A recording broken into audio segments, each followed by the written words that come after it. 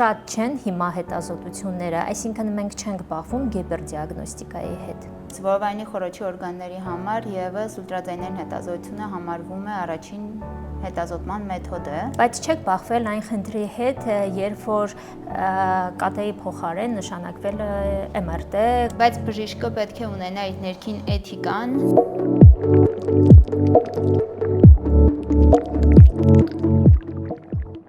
Այսօր թե համակարգչային, թե մագնիսառեզոնանսային տոմոգրաֆիան դարձել են չափազանց տարածված հետազոտություններ։ Եվ որոշ մարդկանց մոտ ստեղծվում է տպավորություն, որ ուլտրաձայնային հետազոտությունը կորցնում է իր կարևորությունը եւ զիջում է այսպես ասած ժամանակակից մեթոդներին։ Բայց արդյոք կատեն եւ MRT-ն կարող են ամբողջությամբ փոխարինել ուլտրաձայնային հետազոտությանը։ Իմ հյուրն է բժիշկ ռադիոլոգ Ամալա Լաչինյանը եւ մենք կփորձենք միասին հասկանալ, թե որտեղ են յուրաքանչյուր ախտորոշիչ մեթոդի հնարավորությունների սահմանները եւ իրականում ինչպես հասկանալ, որ հետազոտությունն է անհրաժեշտ պացիենտին։ Բարև ձեզ Ամալա ջան, շատ ուրախ եմ, որ այսօր մեզ հետ եք։ Բարև ձեզ Աննա ջան, ես նույնպես։ Եվ առաջին հարցը, որը կցանկանայի ձեզ ուղղել, ինչով են տարբերվում ուլտրաձայնային հետազոտությունը, կատեն եւ MRT-ն եւ իրականում հնարավոր է միմիայն փոխարինեն այս մեթոդները։ Յուրաքանչյուր ունեն իրենց առանձնահատկությունները, յուրաքանչյուր ունեն իրենց ցուցումները կիրառման, հետևաբար բժիշկը որոշում է, թե դրանցից որն է տվյալ պահին ավելի նպատակահարմար, որ պացիենտը անցնի։ Առանձին նշեմ դրանցից յուրաքանչյուրի առավելությունները եւ թերությունները։ Ուլտրաձայնային հետազոտությունը համարվում է բավականին հեշտ պացիենտի համար, արագ, մատչելի մեթոդ, չի պարունակում որևէ ճառագայթ, ինչպես օրինակ կատե հետազոտությունը, որը հիմնված է ռենտգեն ճառագայթի հիման վրա, եւ առաջնային հետազոտման համար ինքը համարվում է բավականին լավ մեթոդ, որպեսզի մենք կարողանանք հասկանալ ունենք որևէ ախտաբանություն, թե չունենք։ Բացի այդ հեշտ կիրառելի է երեխաների եւ հղիների մոտ, որովհետեւ նորից նշեմ, որ չունի ճառագայթման վտանգ։ Կատե հետազոտությունը որպես այդպիսին համարվում է նորից արագ, ոչ այդքան մատչելի մեթոդ, հիմնված է ռենտգենյան ճառագայթների վրա, չնայած ռենտգենյան ճառագայթի դոզան բավականին փոքր է, բայց այնուամենայնիվ հաճախակի կիրառել կատե հետազոտությունը խորհուրդ չի տրվում։ Առավելությունը, որ կարող ենք անհետաձգելի իրավիճակներում կիրառել, ունենք որոշակի օրգան համակարգեր, որոնց դեպքում կատե հետազոտությունը կարելի է ասել անհամեմատելի մեծ դեր ունի, օրինակ թոքերի ոսկրային համակարգի դեպքում։ MRT հետազոտությունը նորից ճառագայթ չի պարունակում, չի ճառագայթում պացիենտներին, մագնիսական դաշտի հիման վրա է եւ շատ կարեւոր է նյարդային համակարգի հետազոտման համար, հոդային համակարգի հետազոտման համար, փոքր կոնքի օրգանների հետազոտման համար բավականին բարձր ինֆորմատիվություն ունի եւ թերությունները MRT հետազոտության նրանք են, որ բավականին երկարատև է հետազոտության ընթացքը եւ համեմատած մյուս մեթոդների ավելի թանկարժեք է։ Տեսեք, դուք նշեցիք, որ հիմնականում պարզա բժիշկներն են որոշում, թե որ մեթոդն է անհրաժեշտ պացիենտին, հա, կատե, MRT, թե ՈՒԶՀ։ Բայց չեք բախվել այն խնդրի հետ, երբ որ կատեի փոխարեն նշանակվել է MRT կամ այդ պարագայում բավական էր կատարել ՈՒԶՀ-ն, բայց նշանակել են կատե։ Ոնց եք դուք աշխատում բժիշկների հետ կամ ընդհանրապես չեք աշխատում, ուղղակի պացիենտ եկել է ու այդ պարագայի դեպքի համար օրինակ հետազոտությունը սխալ է նշանակված։ Միանշանակ աշխատում ենք բուժող բժիշկների հետ ու ի ուրախություն մեզ բավականին քիչ են դեպքերը, որ պացիենտը ուղղորդվում է ոչ ճիշտ հետազոտության, հիմնականում պացիենտները ուղղորդվում են այն հետազոտության, որը անհրաժեշտ է։ Իհարկե, այդտեղ նաև մեծ դեր ունեն օրինակ ռադիոլոգները, ՈՒԶՀ բժիշկը իրեն դիմաց պացիենտին ճիշտ պետք է ուղղորդի, թե հետագայում ինչ հետազոտություն անցնել, որովհետև ունենում ենք խնդիրներ, երբ ՈՒԶՀ-ն բավարար չէ եւ պացիենտը ուղղորդվում է օրինակ կատե հետազոտության կամ MRT հետազոտության Եվ ուլտրաձայնային հետազոտության բժիշկը պետք է լինի այնքան կոմպետենտ, որ կարողանա պացիենտին ուղղորդել տվյալ դեպքում ԿՏ-ի կամ MRT-ի կամ եթե երկուսն էլ անհրաժեշտ չեն այդ դեպքում մենք ունենք պունկցիոն բիոպսիա ասվածը, որը շատ կարևոր է տարբեր ուռուցքային հիվանդությունների ախտորոշման համար։ Հետևաբար փառք Աստծո քիչ են դեպքերը, որ պացիենտը ուղղորդվում է ոչ ճիշտ հետազոտության, հիմնականում ճիշտ են ուղղորդումները լինում։ Բայց եկեք համաձայնվենք, որ հիմա հետազոտությունները շատ հասանելի են դարձել ու հատկապես մասնավոր բժշկական կազմակերպություններում պացիենտները կարող են դիմել առանց բժշկի ուղեգրի ինքնուրույն։ Եվ շատ չեն հիմա հետազոտությունները, այսինքն մենք չենք բախվում գիպերդիագնոստիկայի հետ։ Նայեք, կարծում եմ այո, ունենք մեծ խումբ պացիենտներ, հատկապես ինֆորմացիայի հասանելիության պայմաններում, պացիենտները մտածում են, որ ավելի լավ է անընդհատ հետազոտվենք, հայտնաբերենք խնդիրը վաղ, բայց հավատացեք, կարիքը չկա այդքան հաճախակի հետազոտվելու, հատկապես եթե խոսենք ուլտրաձայնային հետազոտության մասին, մի տեղ ինչ-որ տեղ կարող ենք համաձայնվել, որտեղ ոչինչ, որպես այդպիսին ինքը վտանգ չի ներկայացնում պացիենտի առողջության համար, եւ կարող է անցնել, բայց ելի եմ ասում, որ պրոֆիլակտիկ հետազոտությունները առանց որևէ գանգատի տարին մեկ անգամ լրիվ բավարար են եւ կարիք չկա այդքան հաճախակի անցնել հետազոտություն։ Մենք բախվում ենք մեկ այլ խնդրի հետ, որ հաճախակի դիմում են ԿՏ եւ MRT հետազոտության համար։ ԿՏ հետազոտությունը նշեցինք, որ ինքը ունի ճարակայթման ռիսկ եւ հաճախակի կատարելը այդքան էլ չի խրախուսվում։ Եվ պետք է ինձ թվում է ինֆորմատիվության առումով եւս հասանելի դառնա, որ պետք չի հաճախակի անցնել հետազոտություններ, պետք է ընդհանրապես վստահել բժշկին եւ եթե նշվում է, որ խնդիր չկա, այդ դեպքում կատարել այնքան ժամանակ անց, որքան որ նշում է բժիշկը։ Իմ կարծիքով ԿՏ եւ MRT-ի նման հետազոտությունները ընդհանրապես առանց բժշկի ուղեգրի չպետք է անցկացվեն, ուղղակի։ Իսկ ինչ վերաբերվում է ուլտրաձայնային հետազոտության, որտեղ ես վտանգ տեսնում, իմ կարծիքով շատ պաթոլոգիաներ են հայտնաբերվում, որոնք որ կլինիկական ոչ մի նշանակություն չունեն, բայց երբ որ պացիենտը արդեն գիտի դրա մասին, հա, իսկ որոշ բժիշկներ սկսում են նույնիսկ ինչ որ նշանակումներ անել, բայց իրականում կարիք չկա։ Ինձ թվում է այդ խնդիրը հիմա բավականին շատ է տարածված։ Համաձայն եմ, որովհետև քիչ են դեպքերը, որ պացիենտները այնքան են գտնում փնտրում այն մասնագետներին, որոնք իրոք իրենց աննշան խնդրին տալիս են բավականին մեծ նշանակություն ու քիչ չեն դեպքերը, որ օրինակ վահանագեղձի սովորական կիստոզ գոյացությունները, կրծքագեղձի սովորական կիստոզ գոյացությունները, որոնք ուլտրաձայնային հետազոտությունը բավարար է, որպեսզի բացառի դրանց չարորակ լինելը, մեկ է պացիենտը ուղղորդվում է պունկցիոն բիոպսիայի, որը կարծում եմ լրիվ անտեղի է այդ պարագայում։ Իսկ ոնց եք դուք վերաբերվում, երբ որ դիագնոստիկայի բժիշկները, նույն ռադիոլոգները հետազոտությունից հետո սկսում են նշանակումներ անել պացիենտներին, ուղղորդել լաբորատոր հետազոտությունների կամ նույնիսկ ես դեպքեր գիտեմ, երբ որ բուժում են նշանակել։ Այս մասնագիտական տեսանկյունից դա ճիշտ ու կոռեկտ է, թե ոչ։ Մասնագիտական տեսանկյունից կան որոշակի խնդիրներ, որոնց դեպքում զուտ բժիշկ ռադիոլոգը կարող է ուղղորդել, որ ձեզ պետք է այս հետազոտությունը անցնել հետագայում։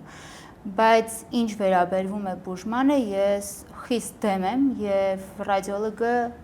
բացարձակապես իրավունք չունի պացիենտին բուժում նշանակելու։ Բացարձակապես։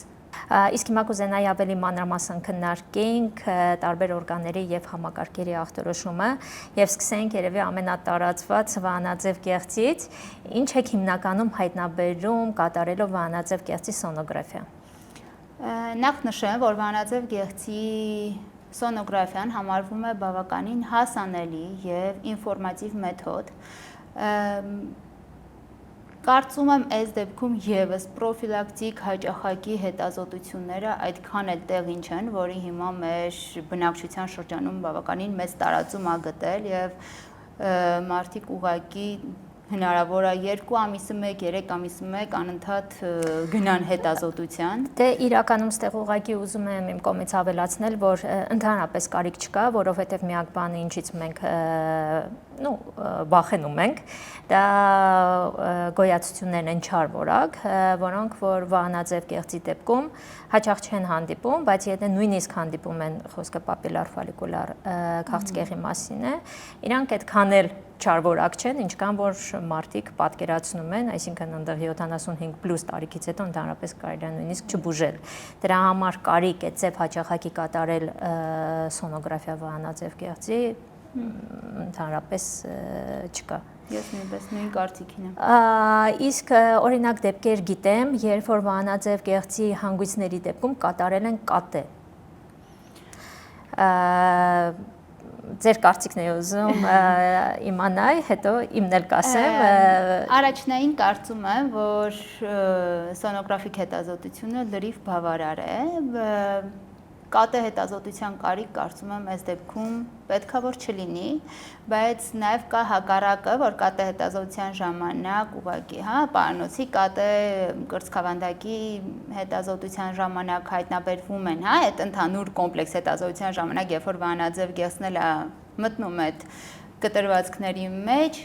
կատեի բժիշկները սովորաբար կարողանում են ուղղորդել իրենց սոնոգրաֆիայի, որովհետև իրանք են առաջնային։ Բոլորս էլ գիտենք, որ սոնոգրաֆիան համարվում է վահանաձև գեղձի տարբեր հիվանդությունների ախտորոշման համար կարելի է ասել ամենաինֆորմատիվ մեթոդը։ Ես օրինակ հանդիպել եմ դեպքերի, երբ որ եկել են վահանաձև կեղծի, այսինքն կատե հետազոտությունը անցկացվել, բայց նկարագրությունը հանգույցի կատեի դեպքում ոչ մի անգամ չի լինում լիարժեք, ոնց որ հիմա նկարագրում են սոնոգրաֆիայի դեպքում, հետևաբար մենք նույնիսկ կատեով չենք կարող հասկանալ իրոք ինչ է իրանից ներկայացնում, եթե ես ճիշտ եմ ասում, եթե սխալ եմ ինձ ուղեք, ինչ է իրանից ներկայացնում հանգույցը, բայց սոնոգրաֆիայի ժամանակ մենք հստակ արդեն հասկանում ենք կարիք կա հետագայում այնտեղ բիոպսիայի, որոշ դեպքերում միանգամից վիրահատության ենք նույնիսկ ուղարկում, կամ արդեն դինամիկ հսկողություն։ Միակ դեպքը, երբ որ կարելի է կատե անել, ինչքան որ ես հիշում եմ, մենակ եթե վահանաձև կեղծը ունի շատ մեծ ծավալ ու սոնոգրաֆիան թույլ չի տալիս, չէ, ծավալը հատկապես եթե ունենք վահանագեղձի հանգույցներ, որոնք ունեն հետկրծոսկրային աճ, այդ դեպքում եւս ցուցում է, որ կատարվի կատե հետազոտություն, որտեղ ուղղակի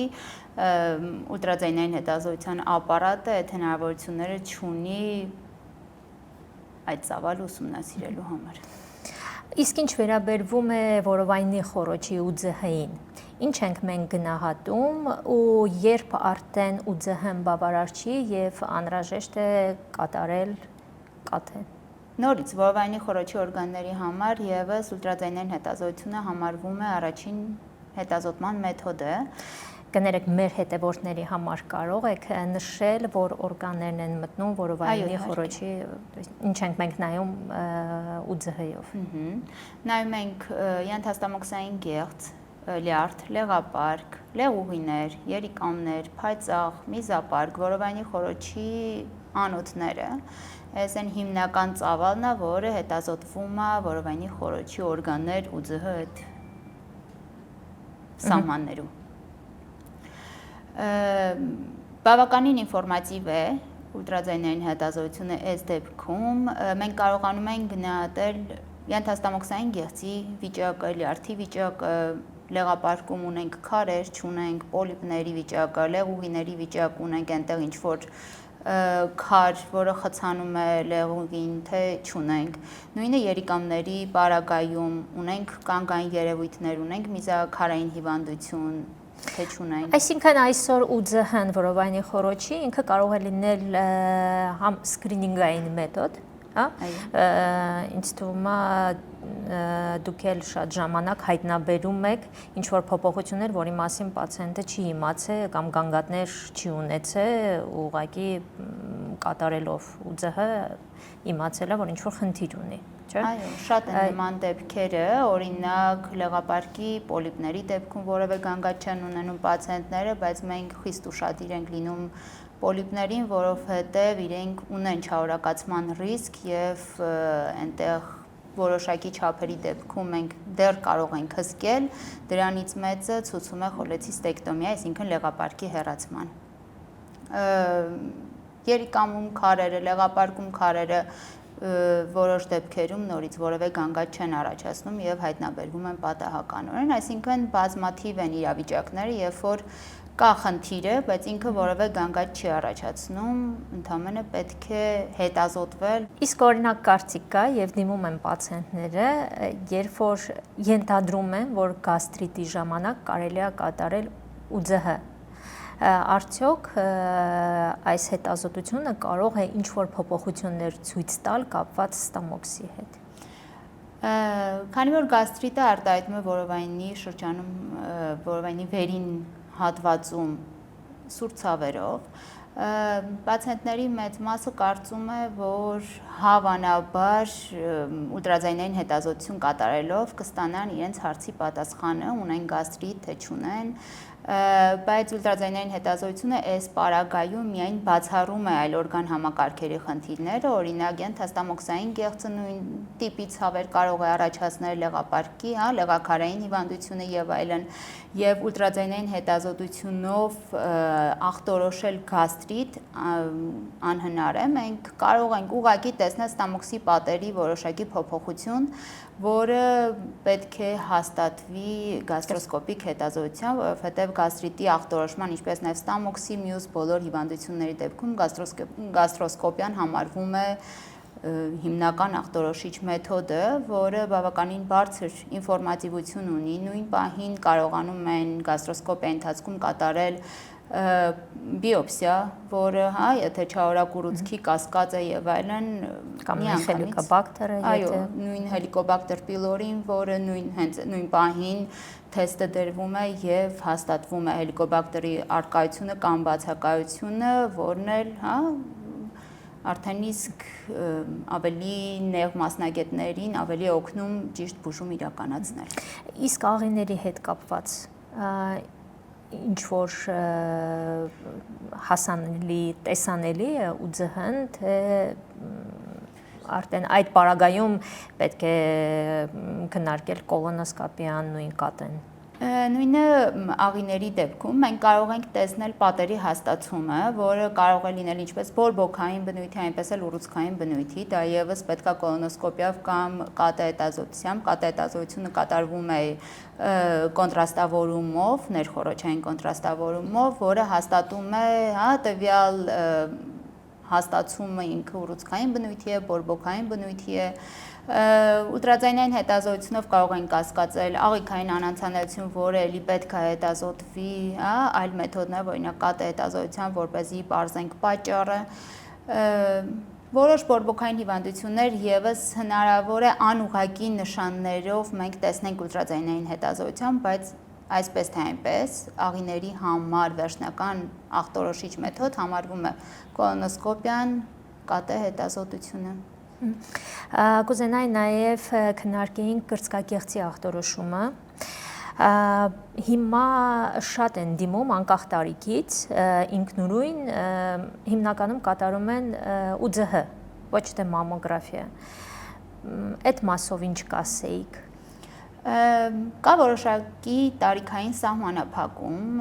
վերջին տվյալներով մինչև 40 տարեկան բավարար է ուլտրաձայնային հետազոտությունը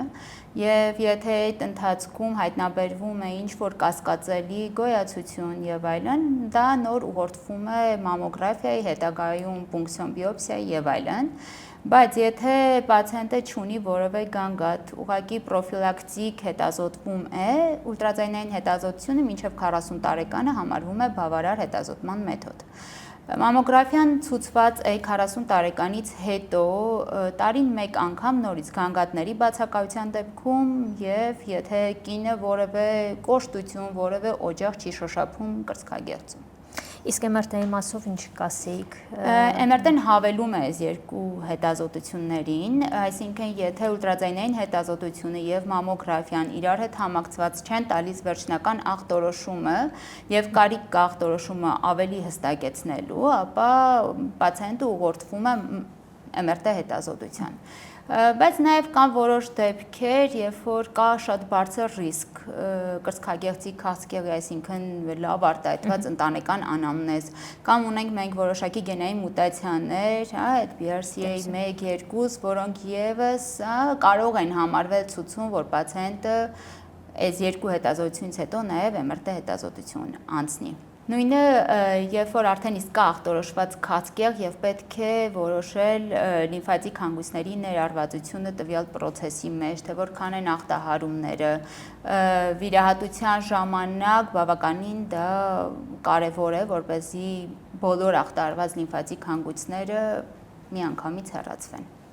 Այսինքն MRT-ն ինքը համարվում է բավականին մեզ օգնող հետազոտման մեթոդ, բայց քաղցկեղի դեպքում ավելի շատ։ Մնացած փոփոխությունները, օրինակ կրծքագեղձի կիստաները, ֆիբրոադենոմաները, մյուս բավարար փոփոխությունները ուլտրաձայնային հետազոտությունը եւ մամոգրաֆիան կարողանում են լիարժեք ախտորոշել։ Ամանաչյան ու նկարանումից առաջ մենք հարցում ենք կատարել ու ունենք մի շարք հարցեր մեր հետևորդներից։ Առաջին հարցը միֆերի մասին։ Ինչ միֆերի հետ եք բախվում ձեր ոլորտում։ Երբ պացիենտը մոտենում է կրծքագեղձի ուլտրաձայնային հետազոտություն անցնելու համար եւ մենք հայտնաբերում ենք ինչ որ խնդիր կամ երբ որ տեսանելիությունը բավարար չի լինում եւ ուլտրաձայնային հետազոտության բժիշկ ունենում է կասկած, մենք իհարկե այդ պարագայում ուղղորդում ենք պացիենտին մամոգրաֆիայի, սակայն պացիենտների մեծ մասի մոտ կա միֆ, որ մամոգրաֆիան վտանգավոր է։ Առաջին միֆը այն է, որ նախ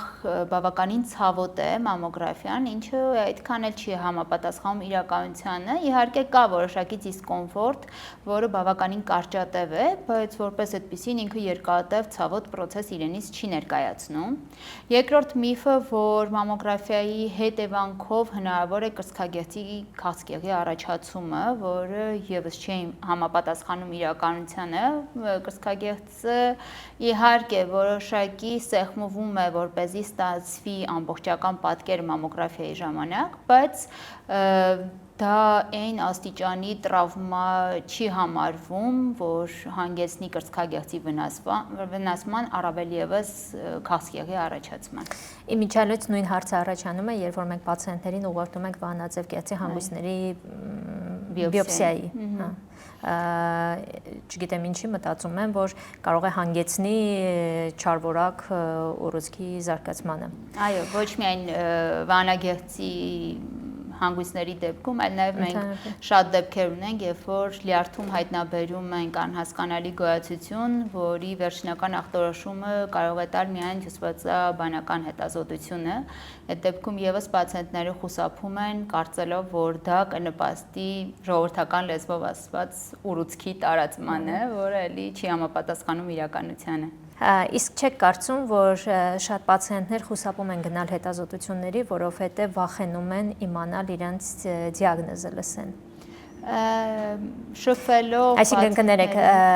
իրականում հակառակը ինչքան շուտ մենք ախտորոշում ենք, այնքան շուտ մենք սկսում ենք բուժումը եւ ավելի լավ արդյունքներ ենք ստանում, բայց հոգեբանորեն պացիենտները խուսափում են։ Համաձայն եմ, բայց շփվելով մեծ քանակի պացիենտների հետ, կարծում եմ, որ դա ավելի շատ մեծ սերնդի մոտ արտահայտված խնդիր է, որովհետև երիտասարդները արդեն եկել են այն մտածելակերպին, որ որքան շուտ հայտնաբերվի, այդքան շուտ կախտորոշվի, ինչը բավականին գովելի է երիտասարդների մոտ, չնայած իրենց մոտ էլ մեկ այլ խնդիր կա, որը դուք նշեցիք, բավականին հաճախակի հետազոտությունները,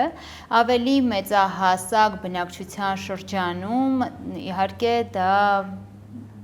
վախ է առաջացնում, որ ավելի լավ է չիմանանք մեր ախտորոշումը եւ այլն, հանգիստ ապրենք, մեկը ինչ կլինի ու այդ պացիենտների մոտ ավելի շատ վախն է գործում, քան թե իրականում ինչ-որ խնդիր կա ու շատ պացիենտներ, որ գալիս են հետազոտվում են ու տեսնում են, որ ամեն ինչ նորմալ է, որպես այդպեսին կյանքին որևէ վտանգ չի սպառնում, ասում են իսկ մենք այսքան տարի վախի մեջ ապրում ենք, որ մեր մոտ ինչ-որ լուրջ խնդիր կա ու հասկանում ես, որ իրոք պացիենտների մոտ կա այդ հոգեբանական պահը։ Ամանաչյան մի հատ սուր հարցեր իմ կողմից, հետո նոր շարունակենք արդեն մեր հետևորդների հարցերը։ Գաղտնիք չի, որ հատկապես մասնավոր կազմակերպություններում նշանակվում են ավելորդ ախտորոշիչ մեթոդներ, երևի բիզնեսի տեսանկյունից, որովհետև ոչ մեկ չի ուզում կորցնել այդ պացիենտին, բոլորն էլ հասկանում են, որ այդ հավելյալ գումար է։ Ձեր մոտեցումը այդ հարցին։ Ես համաձայն եմ ձեզ հետ, կա այդպիսի բան ու շատ բուժ հաստատություն եմ, ես ինքս ականատես եմ եղել, որ պացիենտը պետք է մնա տվյալ բուժ հաստատության ներսում, իրեն պետք է ուղղորդել մեկ բժշկից մյուսի մոտ, մյուսից այն մյուսի մոտ, բայց բժիշկը պետք է ունենա իր ներքին էթիկան թույլ չտալու համար այդ ամենը, որովհետև կարծում եմ դու ոչ միայն վնասում ես պացիենտին, ինչպես ֆինանսապես, այնպես էլ հոգեբանորեն պացիենտը միանշանակ համոզված եմ իրեն լավ չի զգում այդ պարագայում, նաև դու խաղում ես քո բուժ հաստատության անվան հետ, քո բժիշկների անվան հետ եւ այլն, դրա համար ես կարծում եմ, որ այս դեպքում պետքա խիստ վերահսկողություն, ինչպես տվյալ բուժ հաստատության ղեկավարության կողմից, այնպես էլ առողջապահության նախարարության կողմից, որպեսզի թույլ չտրվի այս ամեն ինչը։ Սրա հետ մեկտեղ նաև կա մյուս խնդիրը, որ պացիենտների մոտ առաջանում է անվստահություն տվյալ բժշկի, տվյալ բուժ հաստատության հանդեպ ու քիչ չեն դեպքերը, որ տվյալ պացիենտը դիմում է երկրորդ կարծիքի, որոշ դեպքերում նաև երրորդ կարծիքի համար ու այսպես թե այնպես մեկը ինքը նորից վճարում է ու շատ տհաճ իրավիճակ է կարծում եմ։ Եվ մեր հաջորդ հարցն է, եթե պացիենտը ունի ավելորդ քաշ, ինչ փոփոխություններ կարելի է տեսնել ուլտրաձայնային հետազոտության ժամանակ լյարդի հետ կապված։ Սովորաբար լյարդում լինում են ճարպային փոփոխություններ, որը բժշկական լեզվով ասված լիպոդիստրոֆիա կամ ստեատոզ լյարդի։ Այդ փոփոխությունները պացիենտների մեծ մասի մոտ երկար ժամանակ մնում են նույն կարգավիճակով, այսինքն լյարդի չափերի փոփոխություն եւ մյուս էխոստրուկտուրայի, էխոգենության փոփոխություններ սովորաբար չի դիտվում եւ այդ պացիենտները այդ վիճակով կարող են երկար տարիներ ապրել, բայց ունենք նաեւ մյուս պատկերը, որ պացիենտների մի մասի մոտ կարող է առաջանալ վերջիվերջո լյարդի ցիրոզ, քանի որ ճարպային փոփոխությունները բերում են լյարդի բջիջների վնասման,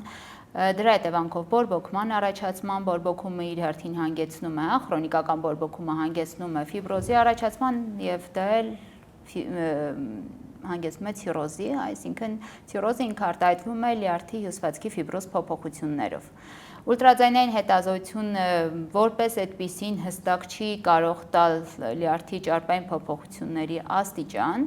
ֆիբրոզի դեպքում եւս, չնայած ֆիբրոզ փոփոխությունների պարագայում ունենք ուլտրաձայնային հետազոտության մեկ այլ տարբերակ, որը կոչվում է էլաստոմետրիա, որը թույլ է տալիս հստակ գնահատել ֆիբրոզի աստիճանը։ Իսկ նիհարելու պարագայում բավարար նիհարելու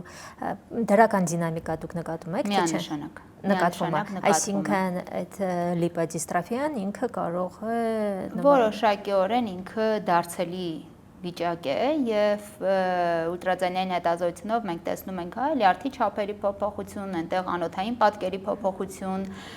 տեսնում ենք լյարդի հեռադիր հատվածների տեսաներության խանգարում եւ երբ որ պացիենտը գալիս է բավական նիհարած, այսինքն դա 10-15-20 կիլոգրամի մասին է խոսքը, այդ դեպքում մենք տեսնում ենք եւ չափերն են աստիճանաբար փոքրանում եւ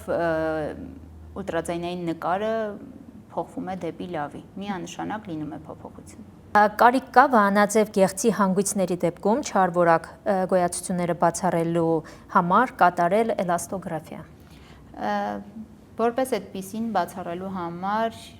էլաստոմետրիայի կամ էլաստոգրաֆիայի ինֆորմատիվությունը բավականին ցածր է,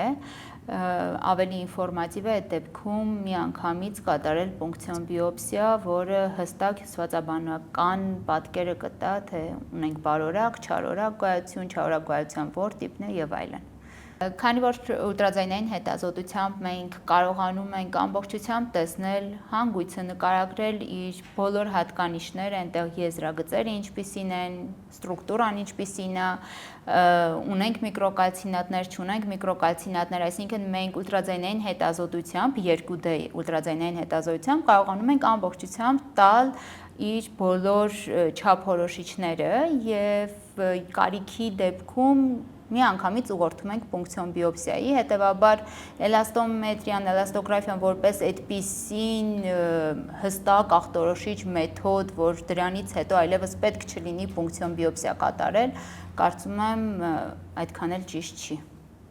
Այսինքն ինքը ոչ մի հավելյալ ինֆորմացիա մեզ չի տալիս։ Համաձայն եմ, ոչ մի հավելյալ ինֆորմացիա չունենք մենք էլաստոգրաֆիայից։ Լինում են դեպքեր, երբ որ ուլտրաձայնային հետազոտության ժամանակ հայտնաբերվում է նկարագրում են մի պատկեր, բայց հետո ուղղորդվում է պացիենտը ԿՏ-ի ու ստանում են լրիվ ուրիշ պատկեր։ Իհարկե լինում են նման դեպքեր, բայց այդտեղ խնդիրը ոչ թե նրանում է, որ ուլտրաձայնային հետազոտության ժամանակ սխալվել ենք, այլ զուտ այս մեթոդը ունի որոշակի սահմանափակումներ, առաջինը պայմանավորված պացիենտի մարմնակառուցվածքով, օրինակ եթե ունենք բարձր աստիճանի ճարպակալում, եթե ունենք արտահայտված մետեորիզմ, այսինքն աղիներում գազերի մեծ պարունակություն եւ այլն, որոշ օրգանների տեսանելիությունը սահմանափակ է, հատկապես դա վերաբերվում է հետորովայնամզային տարածության օրգաններին, օրինակ երիկամներ, մագերիկամներ, անոթներ, ենթաստամոքսային գեղձ որոշ դեպքերում, որոնց հետագա ավելի խոր ախտորոշման համար անհրաժեշտ է ԿՏ կամ MRT հետազոտություն։ Իհարկե լինում են նման դեպքեր։ Եվ վերջին մեր հարցը, փոքր կոնքի օրգանների հետազոտման համար որ մեթոդն է ավելի ինֆորմատիվ։ Դե նորից կրկնվեմ, որ ուլտրաձայնային հետազոտությունը, մենք կարող ենք երկու ձևով հետազոտությունը իրականացնել եւ տրանսաբդոմինալ եւ տրանսվագինալ, ներհեշտոցային հետազոտություն, որը բավականին բարձր ինֆորմատիվություն ունի, սակայն այս դեպքում եւս լինում են որոշակի խնդիրներ, որոնց ախտորոշման համար ուլտրաձայնային հետազոտությունը ունի նորից սահմանափակումներ, օրինակ ձվարանի մեծ գոյացությունների դեպքում, արգանդի մեծ գոյացությունների դեպքում, նաեւ այն դեպքերում, երբ որ պետք է որոշել օրինակ ձվարանի կիստայի հստակ տեսակը, պետք է որոշել արգանդում միոմատոզ հանգույց է, մեծ միոմատոզ հանգույց է, թե արդեն իսկ կա որոշակի չարորակացման նշան եւ այլն, այդ դեպքում պացիենտը ուղղորդվում է երկրորդ ինֆորմատիվ մեթոդի կատարմանը, որը MRT հետազոտությունն է, որը նորից ունի շատ բարձր ինֆորմատիվություն եւ թույլ է տալիս ավելի հստակ ախտորոշել խնդիրները։ Այստեղ նաեւ հավելեմ, որ ուլտրաձայնային հետազոտությունը համարվում է շատ կարեւոր մեթոդ հղիներին հետազոտելու համար, որովհետեւ ինքը չի պարունակում ճառագայթ եւ բավականին հաճախակի կարելի իրականացնել։ Իսկ հղիության ընթացքում մենք ԿՏ, MRT, ռենտգեն ընդհանրապես բնականաբար չենք անցկացնում։ ԿՏ եւ ռենտգեն բացարձակապես խորհուրդ չի տրվում իրականացնել, MRT-ն շատ անհրաժեշտ ցուցումների դեպքում կարող են իրականացնել։ Իսկ եթե կան ցուցումներ ու պլանավորում ենք MRT անցկացնել, ինչ որ ժամկետներ կան հղիության, որի պարագայում կարող է։ Կան ժամկետներ, որոնց դեպքում արդեն իսկ որոշակի թույլատրություն կա, որ կարող են անցնել, չնայած ցանկացած դեպքում դա անհատական է եւ եթե կշեռքի մի նժարին դրված է պացիենտի կյանքը մյուս նժարին, MRT-ի վտանգավորությունը տվյալ սրոկի համար, իհարկե ընտրում ենք պացիենտի կյանքը։ Շնորհակալ եմ, որ այսօր մեզ հետ եք, կարծում եմ մենք քննարկեցինք շատ հետաքրքիր հարցեր։ Ես էլ եմ շատ շնորհակալ Աննա ջան, կարծում եմ շատ հետաքրքիր զրույց ունեցանք։ Կարծում եմ այսօր շատ կարևոր է հասկանալ, որ գոյություն չունի ախտորոշիչ մեթոդ, որը կհամապատասխանի բոլոր բուժառուներին եւ բոլոր իրավիճակներին։ Յուրաքանչյուր հետազոտություն ունի իր հնարավորությունները, սահմանափակումները ու նպատակները։ Հետևեք մեզ մեր YouTube-ալիքում եւ բաժանորդագրվեք սոցիալական մեդիա հարթակներին։